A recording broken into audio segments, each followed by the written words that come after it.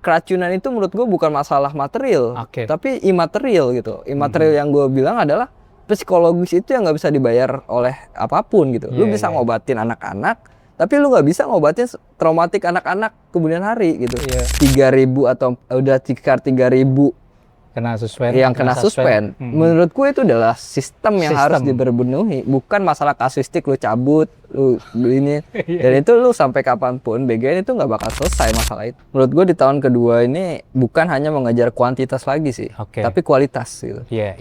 Target 2025 itu 62 juta. Sekarang targetnya 2026 62 juta. Tahun kemarin 19.000 SPPG, sekarang udah 32.000 targetnya gitu. Dan itu banyak, dan menurut gue kualitas dari SPPG itu sendiri, kualitas makanan itu sendiri, itu ada perdataan, bisa kena denda, terus juga mereka ganti rugi, pemulihan, kompensasi kepada itu adalah dari aspek keperdataan menurut gue. Tapi menurut gue kalau misalkan itu bersifat massal dan ada suatu mens reanya di sana, menurut gue itu nggak cukup dalam hal lu kena sanksi perdata cuy. Tapi juga bisa dinaikkan ke pidana gitu.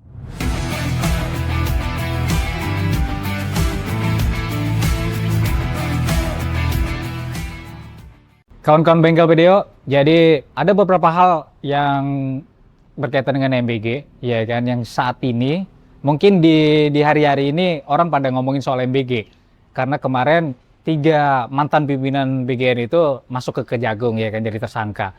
Tapi ada beberapa aspek yang menurut kita, ketika kita lihat kepala BGN yang baru itu kan, bahas soal rencana evaluasi dan segala macam. Ada beberapa hal yang luput yang nanti akan kita bahas sama Mas Rio, ya kan. Mas Rio ini dari Yayasan Lembaga Konsumen Indonesia.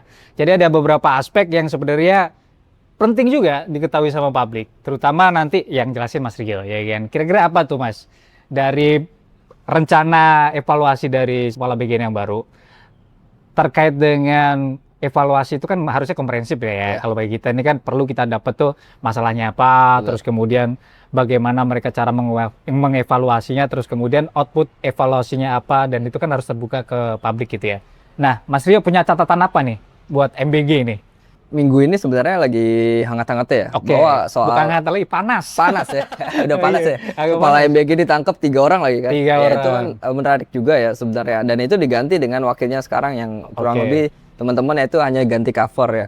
Menurut kami YLKI sebenarnya ada beberapa catatan yang memang harus diselesaikan ya. Kalau kami dari konsumen atau misalkan dari sisi penerima manfaatnya sendiri, dari tata kelolanya, dari bagaimana isu yang tahun lalu juga masih banyak soal keracunan itu sendiri, itu yang itu harus dituntaskan sih. Bagaimana ya endingnya adalah konsumen ini dapat, apalagi konsumen rentan itu adalah ingin meningkatkan gizi gitu. Dan itu jangan sampai ternyata nggak dapat gizi tapi malah dapat bencana gitu. Dan ini kan menjadi persoalan yang harus diselesaikan. Nah, menurut gue dalam hal 100 hari ke depan, BGN yang baru harus mempunyai suatu program yang progresif bagi penerima manfaat. 100 hari itu harus menyelesaikan masalah yang fundamental. Contohnya?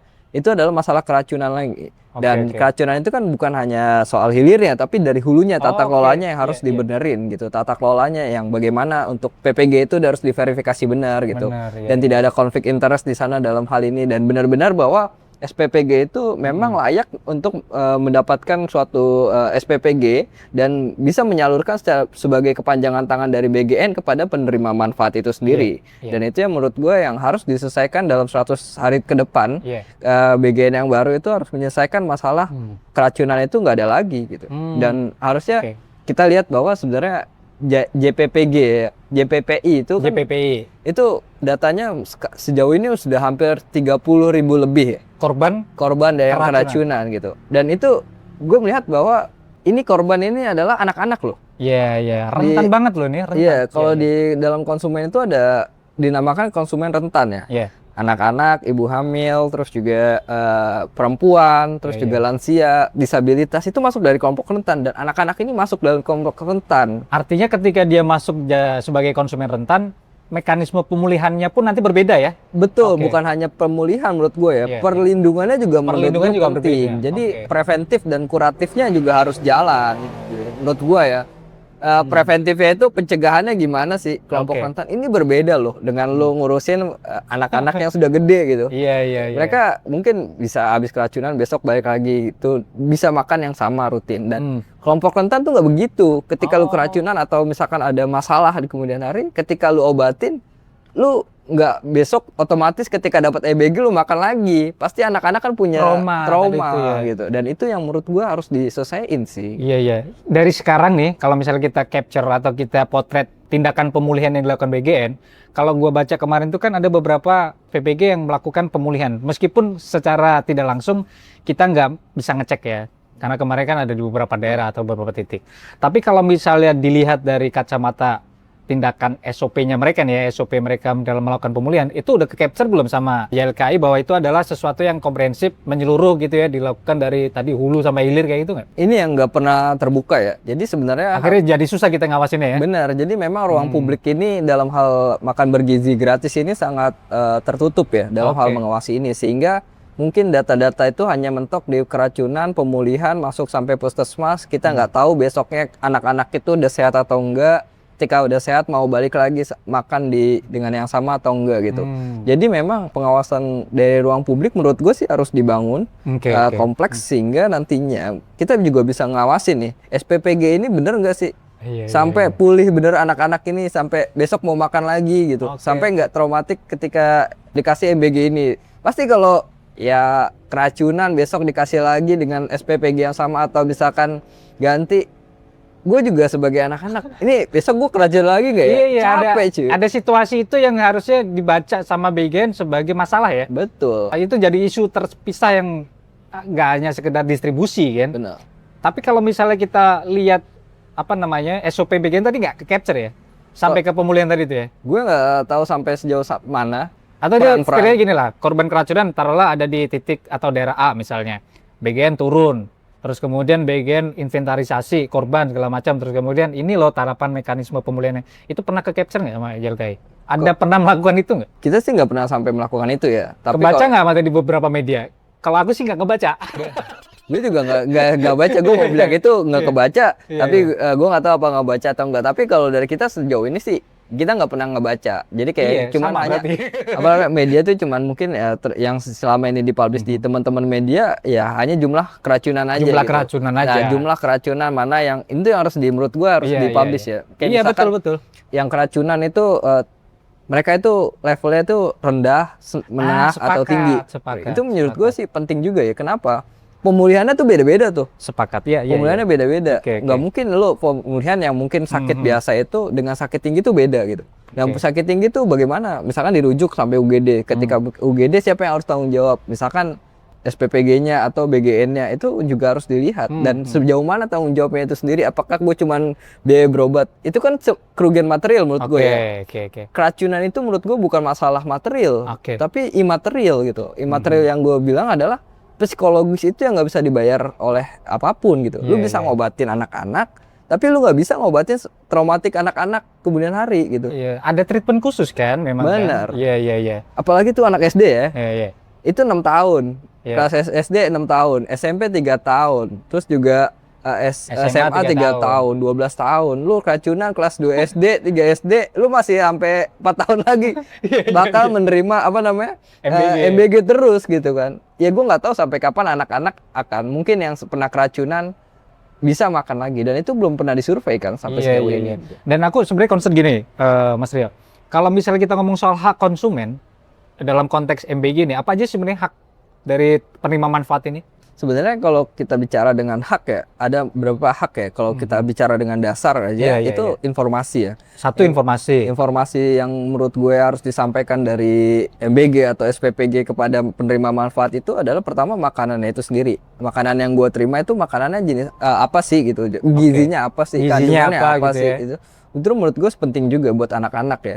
Yang kedua, ketika gizinya udah oke atau makanannya, yang kedua adalah SPPG-nya. SPPG-nya itu di mana sih? Terus juga siapa nama SPPG-nya itu sendiri? Kenapa penting? Ketika terjadi problem, ya anak-anak tahu atau masyarakat minimal orang tuanya tahu gitu. Siapa SPPG-nya itu gitu. Dan itu menjadi, menurut gue itu akan menjadi catatan bagi orang tua itu sendiri, bagi gurunya itu sendiri. Kalau misalkan ternyata SPPG itu bermasalah, itu harusnya bisa menjadi evaluasi dan memudahkan pelacakan nggak sih? Betul. Ketika ada fraud atau penyimpangan kayak gitu. Benar sih, menurut gue itu penting ya. Yang kedua sebenarnya selain informasi, menurut gue hak memilih ya. Oke. Ya, selama ini kan kita hanya disodori, anak-anak tuh hanya disodori, lu menu makan ini gitu. Yang mungkin dari teman-teman jaringan MBG Watch adalah dinilai nggak nyampe 10.000 cuy. Ya 6.000 sampai 8.000 kan gitu. Dan menurut gue terus juga variatifnya juga mungkin anak-anak sampai Dokter Tan dulu pernah bilang di DPR itu ya itu dikasih burger anak-anak gitu. Nah itu kan anak-anak gak pernah memilih atau mengevaluasi menu-menu apa yang akan dilihat besok atau di apa namanya bulan depan minggu gua ngapain sih gitu, atau misal katalog minggu ini atau minggu depan sekolah ini ABCD menunya ya gitu. Ini kan menjadi komitmen layanan menurut gue. Oke. Berarti sebenarnya mekanisme pemenuhan hak untuk anak tadi memilih menu MBG itu harusnya ada ya? Ya harusnya dibuka ruang untuk ruang itu harusnya. Selama itu MBG itu memang anak itu memilih yang ada gizinya buat mereka, terus juga ya kalau misalkan memilih suatu cilok atau misalkan itu dia nggak bergizi kan juga harus mikir juga kan dari dapur. Tapi kalau misalkan memilih karena menunya biasa-biasa aja dan juga menurut anak-anak itu nggak bergizi kan itu menjadi ruang juga buat anak-anak. Jadi anak-anak menurut gua atau orang tua siswa ada stakeholder utama karena mereka penerima kan gitu. Dan mereka menurut gua punya hak juga untuk bersuara.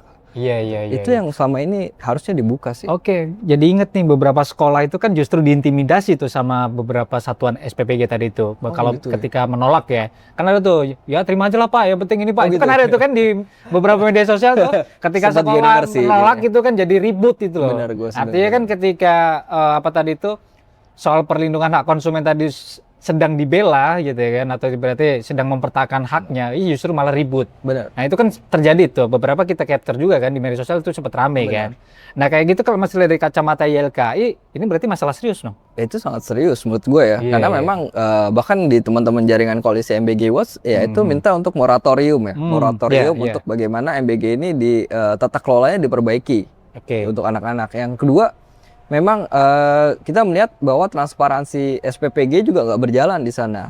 Nah dari hulunya, dari atasnya nggak berjalan, harusnya di hilirnya yang harus berjalan dong gitu. Misalkan sekolah, ya di satu sekolah ini, daerah ini misalkan ada 5 atau 6 SPPG. Dan harusnya sekolah juga bisa memilih dong yang terbaik. Kalau misalkan ternyata menunya itu aja, atau misalkan ternyata keracunan atau apa, di stop SPPG-nya, gue bisa dong memilih yang lain dong gitu. Itu kan menjadi suatu menurut gue itu menjadi fair juga ya, persaingan usaha ya di antara mereka. Dan menurut gue juga pasti SPPG akan memberikan layanan terbaik gitu buat pada masyarakat dan juga memberikan menu terbaik gitu. Dan sehingga ini kompleks nih nantinya, dari hulu tendernya transparannya juga Yang kedua menurut gue juga dari bawahnya juga bisa ada ruang memilih gitu. Nanti juga sekolah-sekolah kan sekarang ada komite sekolah ya. Komite sekolah yang mungkin menurut gua itu bisa diberdayakan. Bisa diberdayakan untuk bukan hanya memilih produknya, tapi juga memilih SPPG yang selamat buat anak-anak ya, yang terbaik buat anak-anaknya. Ya ini pentingnya dari tadi tuh, kalau kita sebutin mungkin rating kali ya. Jadi SPPG itu kalau misalnya punya masalah segala macam, nggak tahu ada nggak di bagian itu mekanisme rating tadi itu atau konsep rating itu? Kayaknya nggak ada. Harusnya ada ya. Nggak ada sih. Gue nggak tahu orang sih berapa puluh ribu SPPG yang disuspend aja kita nggak pernah dapat tuh informasi SPPG mana aja. Keterangannya sih sekarang pemerintah 3.000-an lebih ya. Presiden bilang 3.000 sampai 3.000-an SPPG yang disuspend. Gitu. 30.000 itu jumlah keseluruhan SPPG ya. Sekarang 19.000 dan 2026 targetnya 32.000. Penerimaan manfaatnya dari 62 juta tahun kemarin, kita tahun ini targetnya 82 juta tanpa ada pengelolaan yang baik. Ya lu tahu sendiri bagaimana anak-anak, keselamatan anak-anak yang lu gadaikan gitu. Iya betul. Ya sebenarnya dari kemarin kita nunggu tuh yang disuspend itu, apa yang disuspend itu penindakannya kayak gimana. Kalau cuma sekedar tutup, mereka kan merugikan kita tuh, merugikan anak kita gitu ya. Harusnya ada mekanisme pertanggungjawaban dong. Benar. Iya nggak sih?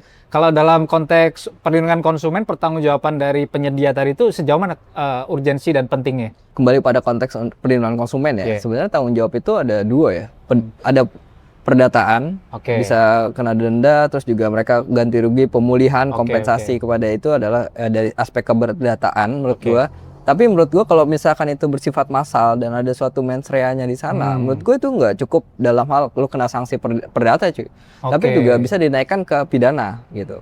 Kalau misalnya, dan itu yang nggak pernah kita tarik bahwa ke pidana itu selama ini kita nggak pernah ada. SPPG itu ya hanya untuk ketika lu keracunan, ya dianggap misalkan ada suatu kesalahan secara dapurnya nggak bersih atau ini ya salah. Tapi lu nggak pernah pikir bahwa emang ada yang itu nggak untuk misalkan gara-gara lu menekan porsi angkanya sampai nekan angka yang tadi teman-teman TI bilang di bawah 10.000 dipotek ya, dipotek. Akhirnya lu menggadaikan keselamatan karena lu nggak safety. Jadi ada komponen-komponen yang otomatis akan dikurangi kan sama pengelola dapur untuk nyari cuan tadi itu ya. Menurut gua nggak cuma masalah administratif ya yang dilakukan, tapi juga bagaimana lu bisa menarik. Apakah ada mens rea-nya di sana, ada penting, kesalahan yang itu lebih penting sih menurut gua, dan itu yang harus dilihat oleh pemerintah ya. Iya. Jadi kalau lu mau sukses maka penegakan hukumnya atau pengawasannya juga harus sukses, harus kuat juga menurut gua. Nah ini soal pengawasan nih,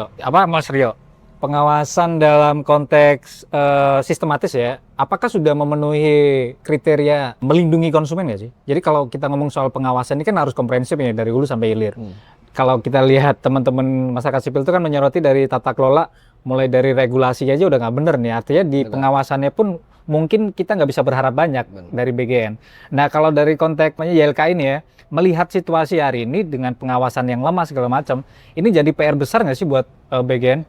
Menurut gue sih memang harus dievaluasi, ini harus ditata kelola itu harus diperkuat evaluasinya ya dari hulu gitu. Dari hulu loh ya. Ya, dari tata kelola anggaran. Kita melakukan gugatan ke MK juga bagian dari untuk mengkoreksi dari hulunya gitu. Yang kedua adalah dari ketika hulunya dari sisi anggarannya oke, dan itu kan juga banyak kemarin yang kita lihat bahwa kemarin SPPG yang kepala BGN kena itu kan sebenarnya dugaannya juga main anggaran di hulunya kan. Betul. Yang kedua mereka juga punya SPPG juga. Jadi menurut gue kita melihat bahwa SPPG ini bagaimana sih ini bancakan atau memang ini benar-benar secara objektif gitu. Ini subjektif atau objektif sih dalam hal pemberian SPPG gitu. Itu menjadi penting. Bagaimana menggeser stigma bahwa SPPG ini adalah subjektif, maka harus dibuat secara objektif. Bagaimana membangun secara objektif? Maka membangun sistem secara transparan. Misalkan kayak membangun e-katalog, e-tender dan sebagainya. Itu menurut gue lebih penting sih dalam hal kayak gitu. Yang kedua, pengawasan secara digital ya. Itu menjadi penting. Ketika sudah ditata kelola secara hulunya oke, menurut gue ada ruang juga pengawasan di secara hilir. Dari SPPG sampai ke murid itu sendiri gitu. Di samping ketika udah ini, menurut gue ada di tengah itu juga harus diisi tuh. Siapa yang ngisi pengawasan di tengah? Menurut gue aparat penegak hukum. Nah, Jaksaan kan ini bagian dari pengawasan di tengah juga. Dari hal pengawasan implementasi. Yang kedua, pengawasan yang menurut gue lemah itu adalah pengawasan ruang publik dan juga masyarakat publik gitu. Semenjak MBG ini diluncurkan sampai sekarang, kita lembaga konsumen itu nggak pernah dilibatkan sama sekali. Sama sekali nggak pernah dilibatkan. Kita nggak pernah dilibatin untuk berdiskusi MBG itu gimana, masukannya seperti apa, terus juga menunya seperti apa. Kalau ada keracunan gue harus gimana. Kita nggak pernah diajak untuk konsultasi. YLKI yang usia puluhan tahun ini nggak dilibatin? Enggak. Sama program yang seumur jagung kita nggak ada sih. Kita nggak ada apa-apanya, dan itu menurut gue itu yang menurut gue. Tapi pernah nyampe ke sana nggak, Maksudnya ngobrol sama orang BGN gitu? Kenapa nggak dilibatin gitu? Mereka juga seperti itu. Lu tahu sih, program ini kan ya udah lu terima jadi, masyarakat terima jadi. Tapi menurut gue kita yang lembaga publik atau masyarakat publik itu harusnya mungkin dilibatkan dalam hal think tank ya. Biasanya kalau dengan kementerian atau beberapa lembaga lain ketika ingin membuat suatu program, kita dilibatin. Program ini seperti apa, terus juga evaluasinya. Bahkan ketika ada suatu masalah dan sebagainya, eksidental itu kita juga bisa dilibatkan juga dalam hal bagaimana evaluasi gitu. Dan ini kita belum pernah dilibatin dalam hal ini. Iya loh, ini kan layanan publik loh, layanan publik yang apa menerima manfaat itu orang-orang yang menurut kita nih ya masyarakat yang bayar pajak juga sebenarnya, meskipun terlepas anak-anak orang tuanya juga bayar pajak gitu loh. Artinya memang ya harus secara komprehensif ya, dihitung juga tuh potensi risiko mitigasinya sampai ke konsumen. Ternyata kagak ya? Enggak sih. Apa kira-kira pesan buat BGN ini? Kalau dilibatin sih semestinya harus, tapi kalau misalnya didengerin, nggak tahu nih dengerin apa enggak nih ketika kalian mengkritik ini. Kalau pesan kami sih sebenarnya pertama adalah dalam program apapun adalah pertama menerapkan prinsip kehati-hatian. Prinsip kehati-hatian itu dari hulunya, dari penganggarannya itu prinsip kehati-hatian, dan juga bagaimana penerapan implementasinya juga prinsip kehati-hatiannya, juga sampai bagaimana prinsip keterbukaan. Dan prinsip keterbukaan ini menurut gue yang membuka ruang masyarakat sipil dan juga mahasiswa, siswa itu penerima manfaat bisa bersuara, bisa diajak diskus gitu. Ya ini yang paling penting menurut gue. Dan ke depan ini hal yang harus dievaluasi ya. Apalagi BGN baru. Ya kalau nggak ada gebrakan atau yang progresif, menurut gue ini hanya ganti cover saja. Ganti cover ya? Ganti cover saja gitu, tanpa menyentuh hal yang substansional menurut gue. Oke. Ini PR-nya BGN ini sebenarnya banyak banget gitu ya. Tapi kalau ngelihat wacana dari Ibu Nani yang kepala BGN yang baru, setidaknya ya ke capture sih mereka mau memperbaiki apa. Tapi setidaknya kalau misalnya tadi mengacu ke beberapa hal yang substansial, sepertinya ini dikhawatirkan ya nggak nyampe ke hal-hal yang tadi itu ya. Mulai dari tadi itu yang mekanisme pemulihan sampai pengawasan yang komprehensif itu sepertinya tetap harus dikawal. Iya nggak sih? Menurut gue sih harus dikawal, dan juga ada dikasih ruang pengawalannya di mana gitu. Itu menjadi penting juga. Iya, kalau misalnya kita mau ngomong soal ruang pengawasan, ya kan, ruang pengawasan publik yang baik itu kayak gimana sih? Menurut gue transparan, terus juga ada partisipasi publik, dan juga partisipasi publiknya juga bermakna. Dalam hal ini ketika mengadunya kemana, dan ketika proses pengaduan itu juga harus transparan proses pengaduannya. Dan kalau berjenjang itu tahap-tahapnya harus seperti apa, kayak gitu ya. Dan juga yang kedua, ketika tindak lanjut evaluasinya seperti apa, dan juga perbaikan yang paling penting gitu. Dan itu menjadi hak bagi kami sebagai publik ya. Itu menjadi sampai tuntas gitu. Bukan cuman ketika sampai lu menerima pengaduan aja, terus juga nggak ada perbaikan, atau perbaikannya juga kita nggak tahu sebagaimana ke depan. Itu menurut gue prinsip transparansi publik itu nggak terpenuhi gitu. Dan menurut gue ke depan permasalahan itu ada dua. Pertama adalah kasuistik, yang kedua adalah sistemik. Kalau kasuistik itu terjadi hanya sesekali saja dan juga nggak berulang. Tapi kalau berulang, itu adalah kegagalan sistem. Dan yang perbaikin adalah sistemnya, bukan kasusnya. Oke, sepakat. Kalau 3.000 atau udah sekitar 3.000 yang kena suspend, menurutku itu adalah sistem yang harus diperbenuhi, bukan masalah kasuistik lu cabut, lu ini. Dan itu lu sampai kapanpun BGN itu nggak bakal selesai masalah itu. Oke, benar-benar yang harus digarisbawahi itu tadi, ada problem sistem, ada problem kasus misalnya. Nah kalau ini berarti problemnya sistem, karena udah berapa ribu tuh yang kena suspend. Oke, apalagi nih Mas Rio, kalau misalnya kita mau ngomong soal BGN, misalnya BGN tetap ngotot nih, program akan dilanjutkan meskipun nanti ini evaluasi dulu, moratorium dulu. Tapi kalau menurut Mas Rio apa nih? Kira-kira yang hal fundamental yang harus dibaca dan dilingkar oleh BGN?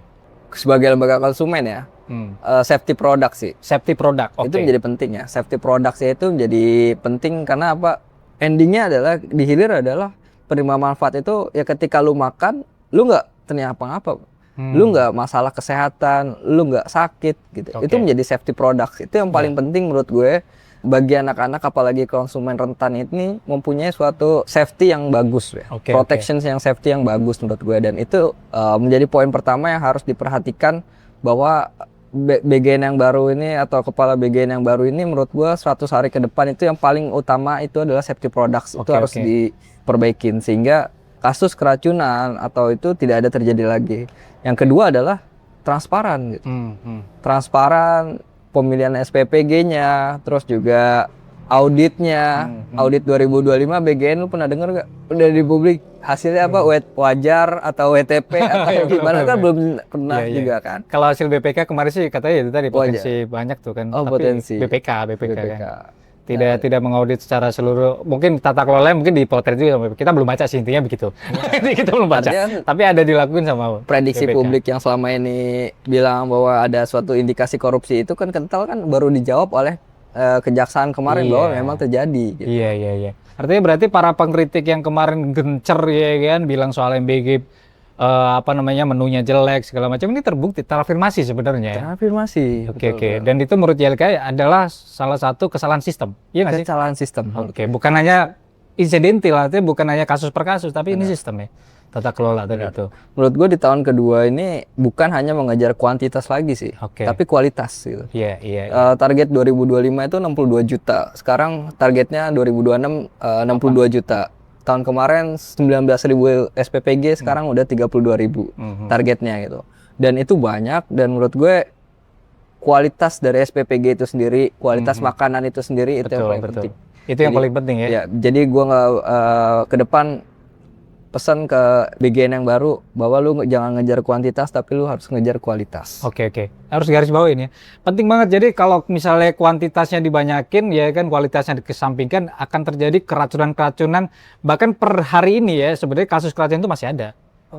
Kita cek berita per hari ini tadi, kasus keracunan itu masih ada. Artinya memang ya itu tadi, perbaikannya harus benar-benar melihat bagaimana agar kasus keracunan tadi itu sama sekali nggak ada. Iya nggak sih? Kalau masih ada berarti harusnya NPL ya, nggak punya NPL. Iya.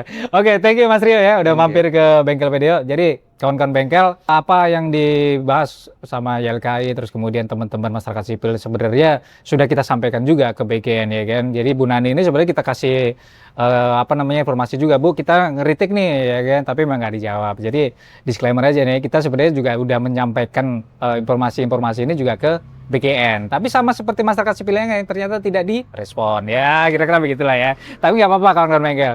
Jadi nanti kita akan bahas MBG, selanjutnya mungkin ada beberapa lagi yang perlu kita update. Kita akan kawal terus program MBG ini. Kalau misalnya memang ini kesalahan sistem, ya memang sistemnya harus diperbaiki. Kira-kira begitu Mas Rio. Thank you. Makasih ya Mas sudah mampir ya. Sama-sama. Oke, kawan bengkel, ketemu lagi di episode berikutnya, reparasi tanpa basa-basi. Oke, thank you Mas. Thank you. Oke.